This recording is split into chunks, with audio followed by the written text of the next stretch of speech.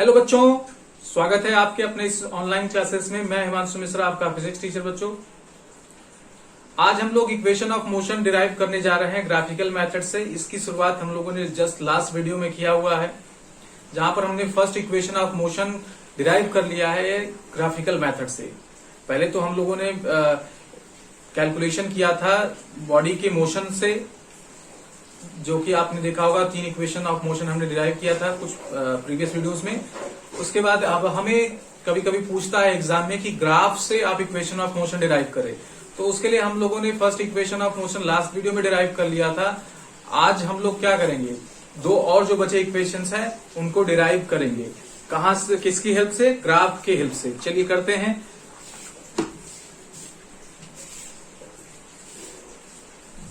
Second equation of motion,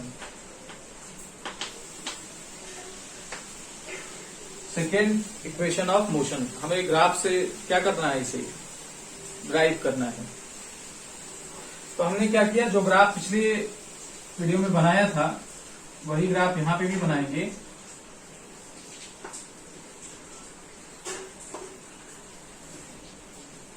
ये suppose कर लीजिए ए पॉइंट है, ये बी पॉइंट है, ये पॉइंट सी है, और ये पॉइंट डी है, और ये पॉइंट ओ है।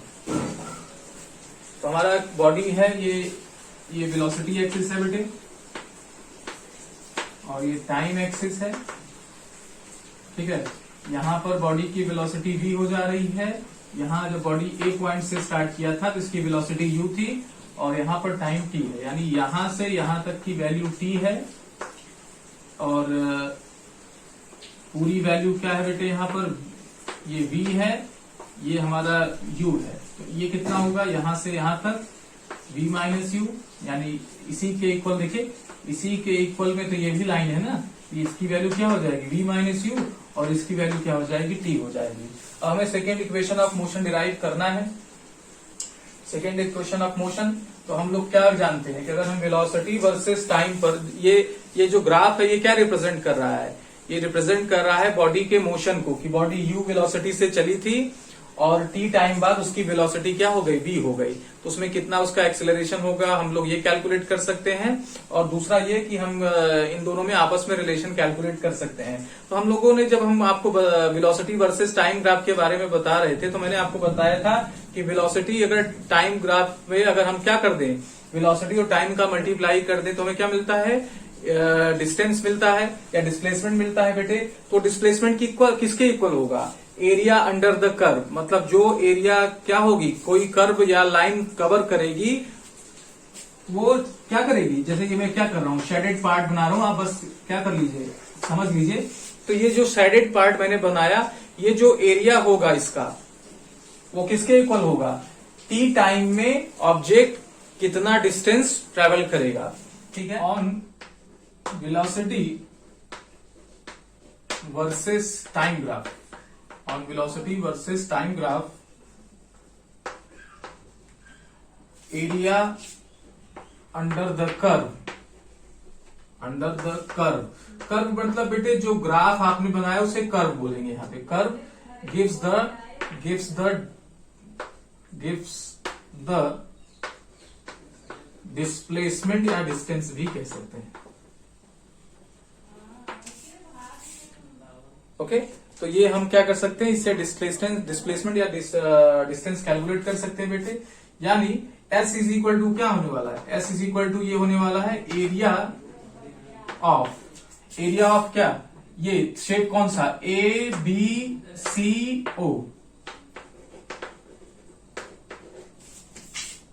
इसके इक्वल। अच्छा, अब हम कैसे एरिया निकालें बेटे। अब इसमें देखिए 2 शेप इन्वॉल्व है, तो हम इसको क्या कर लें, एक अलग, इसका अलग तरीके से निकाल लें। मतलब ट्रायंगल है तो ट्रायंगल का फॉर्मूला लगा के निकाल लें, और ये क्या है, ये रेक्टेंगल है तो रेक्टेंगल, फिर दोनों को ऐड कर देंगे तो टोटल क्या हो जाएगा, एरिया आ जाएगा। तो इसको हम लोग क्या कर सकते हैं, एरिया ऑफ ट्रायंगल, ट्रायंगल नाम क्या दे दें, ABD, या हम लोग एक्चुअली हम लोग को क्या करना चाहिए, चलिए कोई बात नहीं, फिर plus area of ADCO, ADCO। अब ये क्या है आपका पैरेललोग्राम है, तो इसको ऐसे आगे पैरेललोग्राम छोटा सा बना दीजिए। समझ रहे हैं ना कि भाई ये दो शेप से मिलके बना हुआ है, तो क्या करें, इसकी एरिया निकाल लें प्लस इसकी एरिया निकाल लें, ऐड कर दें, तुम्हारा काम बन जाएगा। चलिए, तो इतनी बात हमें समझ में आ गई। तो अब हम लोग एरिया निकालें, तो आप इसको लिख लीजिए पहले, मैं आपको टाइम दे रहा हूं, फिर हम यहां तक मिटाएंगे। 5 सेकेंड 10 सेकेंड में आप इसको क्या करिए, लिख लीजिए।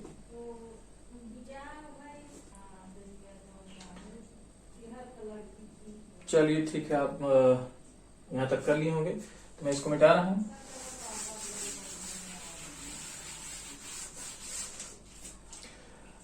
अब बेटे देखिए, ये क्या है आपका, ये आपका ट्रायंगल है, और ट्रायंगल की एरिया क्या होती है, half into base into height, यही होती है ना, half into base into height. तो यहाँ बेस का काम कौन कर रहा है, ये कर रहा है, और हाइट का काम ये कर रहा है ना। तो इसका जो एरिया हो जाएगा वो क्या हो जाएगा, एस, हम एस इज इक्वल टू लिख रहे हैं हाफ, ठीक है। बेस की वैल्यू कितनी है बेटे, आप लिख लीजिए ए डी, इंटू हाइट की वैल्यू कितनी लिखेंगे बेटे, बी डी। उसके बाद प्लस, अब आपका फिर आपका रेक्टेंगल है, तो रेक्टेंगल का क्या फॉर्मूला होता है, लेंथ इंटू ब्रेड्थ। तो लेंथ की वैल्यू कितनी हो जाएगी, एडी ले लीजिए, और इसको मल्टीप्लाई कर दीजिए हाइट ब्रेड्थ से, कोई भी एक ले लेते हैं, है ना। तो हाँ, लेंथ इंटू ब्रेड्थ, तो ये हम क्या कर ले, बीडी ले ले, एडी और सीडी ले सकते हैं कि नहीं, तो ले लिया। चलिए, अब हम लोग क्या करें, वैल्यूज प्लेस कर दें। एडी की वैल्यू कितना है, देखो बेटे, एडी की वैल्यू यहां पर कितना है, एडी की वैल्यू हमारी है टी। अगर ये वैल्यू टी है तो ये भी कितना होगा, टी ही होगा, तो यहां पर हम टी प्लेस कर दें। और बीडी की वैल्यू कितनी है, बीडी की वैल्यू देखिए वी माइनस यू है, रख दिया बेटे।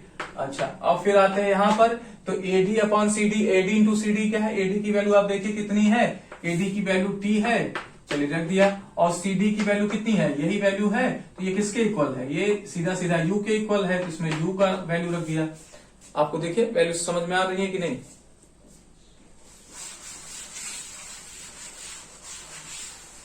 अब बस आपको क्या करना है, वैल्यूज प्लेस कर देनी है, ठीक है। तो मैंने क्या किया, इसको आगे ले रहे हैं, तो इसको u और t को आगे ले रहे हैं। और देखिए यहां पर आपको क्या करना होगा, यहां पर बेटे थोड़ा सा चेंज करना पड़ेगा, तभी ये वैल्यू आएगी, ठीक है। v माइनस यू आ गई, इसे क्या कर ले, इसे इक्वेशन 1 बना ले।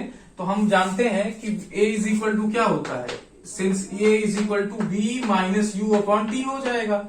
स्लोप हम लोगों ने बात किया था, स्लोप, तो ये क्या आ जाएगा, at इज इक्वल टू आ जाएगा v माइनस यू, क्या आ जाएगा, v माइनस यू। तो जहां हमारे इस इक्वेशन में v माइनस यू है, वहां हम क्या प्लेस कर दें, at, putting this value in equation 1,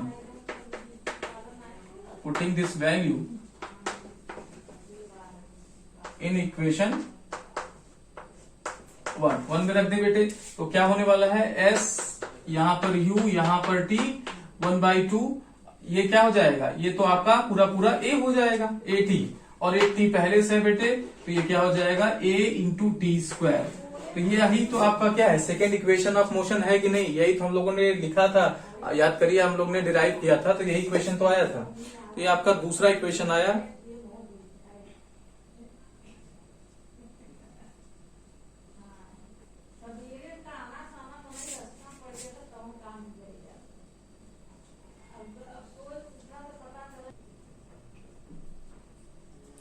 चलिए third equation of motion derive करते हैं, इसे आपने बना लिया।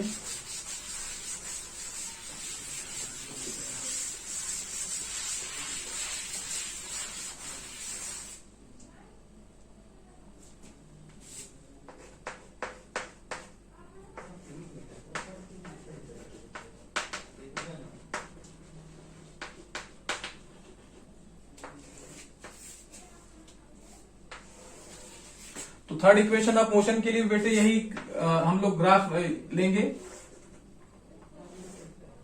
जैसा कि अभी हम लोगों ने सिंबॉलिकली लिया था, उसी तरीके से ए बी, और इसको यहां पर हम लोग वैल्यू बोल देंगे सी, और ये डी, और ये ओ। तो यहाँ पे बेटे ये जो शेप बन रहा है, इसको बोलते हैं ट्रेपेजियम। क्या बोलते हैं, ट्रेपेजियम। ये भी क्या है, आपका क्वाड्रिलेटरल, चतुर्भुज, क्वाड्रिलेटरल मतलब 4 पार्ट से जो शेप बनती है उसे क्वाड्रिलेटरल बोलते हैं, ठीक है। तो इसमें आपकी वैल्यू बेटे ये आपकी वेलोसिटी एक्सिस है। यहां पर वेलोसिटी की वैल्यू जो फाइनल वेलोसिटी होती है वो v होने वाली है और इनिशियल वेलोसिटी u है ना। और ये टाइम एक्सिस है और यहां से यहां तक की जो टाइम की वैल्यू है वो t है। इसको बना लीजिए। हाँ, ये आपको क्या करिएगा, इसे लाइन में बनाइएगा ताकि क्लियर रहे। ये तो मैं बना रहा हूं, आपको समझ में आए। तो जो डिस्टेंस होगा या डिस्प्लेसमेंट किसके इक्वल हो जाएगा, एरिया ऑफ ट्रेपेजियम। सेम चीज है लेकिन थोड़ा इसको हम लोग अलग तरीके से क्या करेंगे, डिराइव करेंगे। एरिया ऑफ ट्रेपेजियम, और एरिया ऑफ ट्रेपेजियम का बेटे जो फॉर्मूला होता है, अगर इसको मैं थोड़ा यहां पे लिख दूं, शेप OABC है ना, OABC, ठीक है। तो इसका जो OD होना चाहिए, D होना चाहिए, सॉरी C यहां पर है, D। इसका जो आपका क्या है शेप है वो ट्रेपेजियम है, और इसका जो फॉर्मूला होता है वो होता है कि ट्रेपेजियम की खासियत ये होती है कि दो साइड्स पैरेलल होते हैं। देखिए ये दोनों साइड्स क्या है, पैरेलल है। ये दोनों साइड हमारे देख सकते हैं आप कि पैरेलल है। तो पैरेलल साइड्स का क्या कर लेते हैं, सम कर लेते हैं। पैरेलल साइड्स का बेटे सम करते हैं, ठीक है, और उसका मल्टीप्लाई करते हैं हाइट से। तो हाइट की जगह यहां पर काम कौन करेगा, ये हमारा काम करेगा ये वाली साइड, ये कर सकता है, इन दोनों के बीच की डिस्टेंस। तो इसका जो फॉर्मूला होता है वो होता है सम ऑफ पैरेलल साइड्स, ठीक है, इनटू यहां पे मल्टीप्लाई करके लिखना होगा बेटे डिस्टेंस बिटवीन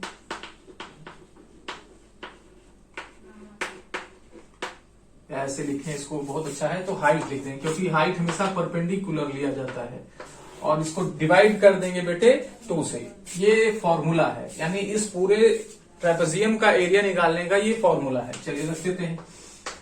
तो सम ऑफ पैरेलल हाइट, तो यहां पर देखिए ये AO प्लस क्या हो जाएगा BD।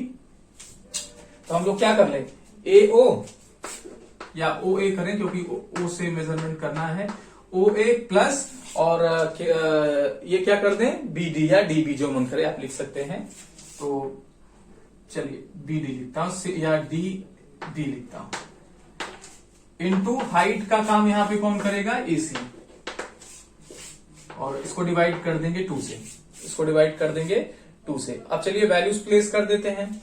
तो OA की वैल्यू कितनी है बेटे, OA की वैल्यू आप देखिए ये U है, और BD की वैल्यू कितना है, BD की वैल्यू अगर आप यहां से देखें तो पूरा ये पूरा V है, ये पूरा क्या है, V है। तो आपका यहां पे लिख लीजिए कि AO is equal to U, BD is equal to V, और AC is equal to T। ये वैल्यूज हमारी हैं, तो हम इसमें क्या करेंगे, पुट कर देंगे।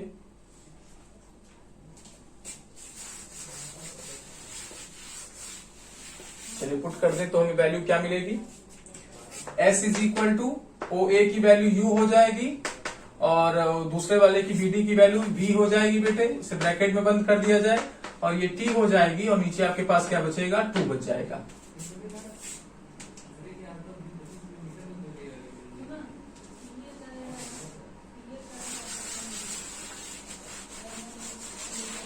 अब बेटे थोड़ा सा हम लोग क्या करेंगे, फर्स्ट इक्वेशन ऑफ मोशन का हेल्प ले लेंगे, और वहां से क्या कर देंगे, AT की वैल्यू या T की वैल्यू ले आके इसमें पुट कर देंगे, ठीक है।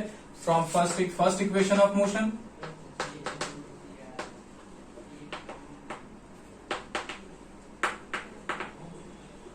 याद करिए क्या है, V is equal to U plus AT ना। तो यहां से हम बेटे T की वैल्यू निकालें, तो T की वैल्यू निकालने के लिए पहले U को भेजना पड़ेगा, U उधर प्लस में इधर आके माइनस हो जाएगा AT। अब T की वैल्यू निकालनी है तो A को नीचे भेजना पड़ेगा, तो T इज इक्वल टू क्या हो जाएगा, V minus U upon A, होगा कि नहीं, क्योंकि T के साथ A मल्टीप्लाई में है, तो अगर अपोजिट साइड में जाएगा तो डिवाइड में हो जाएगा। अब वैल्यू क्या करें बेटे, इसमें ले जाके रख दें, इसे इक्वेशन 1 कर दें। तो पुटिंग द वैल्यू लिखना पड़ता है बेटे, putting the value of T in equation 1 में रख दिया जाए तो क्या मिलने वाला है, S is equal to U plus V by 2, और T की जगह हम लोग क्या लिख देंगे, V माइनस U, और नीचे लिखे नहीं तो आपको दिक्कत होगी, U प्लस V बाई 2, और यहाँ पे हो जाएगा V माइनस U अपॉन ए।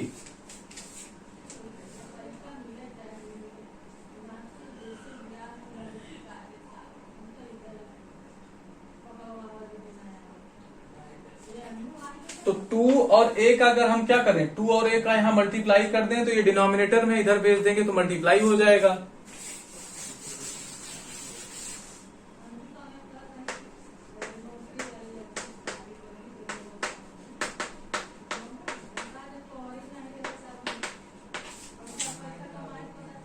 अब हम थोड़ा सा क्या करते हैं, हम v माइनस यू को तो चेंज नहीं कर सकते, लेकिन इसको चेंज कर सकते हैं, क्योंकि 2 प्लस 3 करिए या 3 प्लस 2 करिए बेटे, वैल्यू सेम आती है।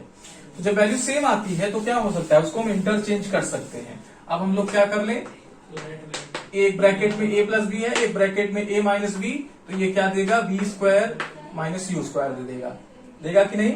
एक ब्रैकेट में a प्लस बी बेटे आपके पास फॉर्मूला है, अलजेब्रा का फॉर्मूला है, बहुत फेमस है, आप 9th में है तो आपने जरूर पढ़ा होगा।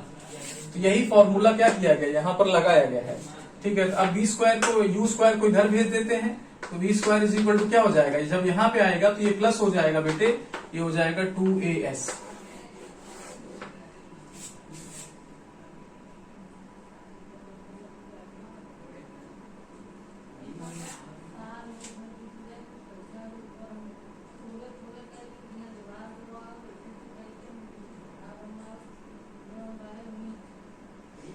तो ये बेटे आपका थर्ड इक्वेशन ऑफ मोशन हो गया, जिसे हम लोगों ने आज डिराइव किया।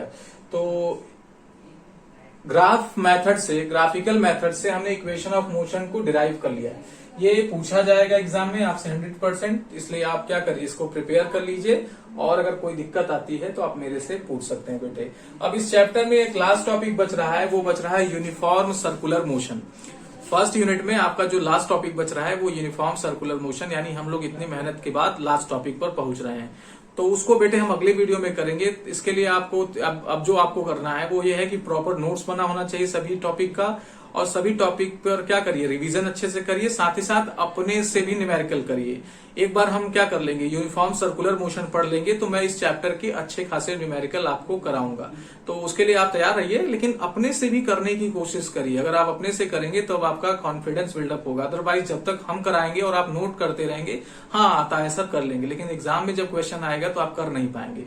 तो आपकी अपनी प्रैक्टिस एग्जाम में काम देती है। टीचर का पढ़ाया हुआ आपको पढ़ने में हेल्प कर सकती है, लेकिन आपको एग्जाम में कितना आएगा, वो जितना आप पढ़ोगे उतना आएगा बेटे, ठीक है। मैं आपको पढ़ा सकता हूं, आपको चीजें इजीली समझा सकता हूं, लेकिन याद करने की टेंडेंसी जो है वो आपको डेवलप करनी पड़ेगी, आपको करनी पड़ेगी कि एग्जाम में हम कैसे इंटरप्रेट करेंगे, कैसे क्वेश्चंस को समझेंगे और सॉल्व करेंगे। इसलिए आप अपने से पढ़ते रहिए बेटे। कोई प्रॉब्लम है तो मैं हूं अवेलेबल, लेकिन आपका काम है पढ़ना। चलिए बच्चों, आज के इस वीडियो में इतना ही। अगर वीडियो बच्चे आपको पसंद आ रही है, पढ़ने में अच्छा लग रहा है, तो आप अपने फ्रेंड्स में बताइए जो बेवजह कोचिंग जा रहे हैं, उनसे बोलिए कि आप ऑनलाइन क्लास चल रहा है स्कूल का, क्यों नहीं करते, क्योंकि काफी बच्चे वीडियोस नहीं देख रहे हैं। तो उनसे आप जब बोलेंगे कि नहीं अच्छा पढ़ा रहे हैं तो वो देखेंगे और घर पे रह के सुरक्षित ढंग से पढ़ाई करेंगे। चलिए आज के लिए इतना ही। आप भी घर पे रहिए, सुरक्षित रहिए और कोरोना से बच के रहिए, हंसते रहिए, मुस्कुराते रहिए, लेकिन पढ़ते जरूर रहिए बच्चे। चलिए, थैंक यू।